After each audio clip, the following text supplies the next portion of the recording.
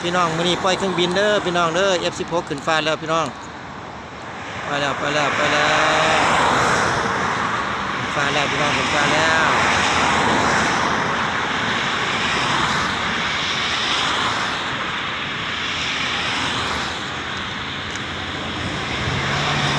พี่น้องขึ้นแล้วพี่น้องขึ้นแล้ว F16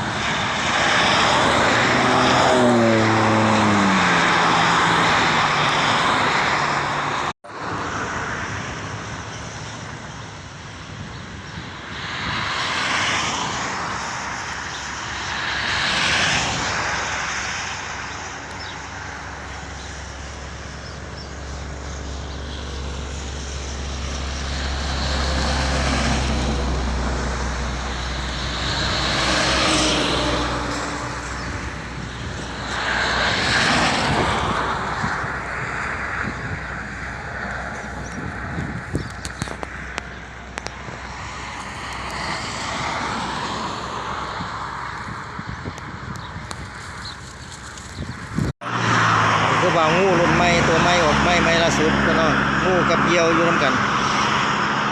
ระวังเหยี่ยวกับงูตัวใดสิชนะพี่น้อง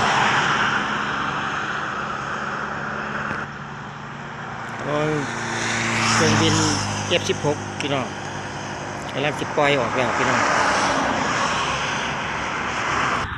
พี่น้องปล่อยเครื่องบินแล้วพี่น้องมื้อนี้ปล่อยขึ้นฟ้าแล้วดูพี่น้องปล่อยเครื่องบินขึ้นฟ้าแล้วมื้อนี้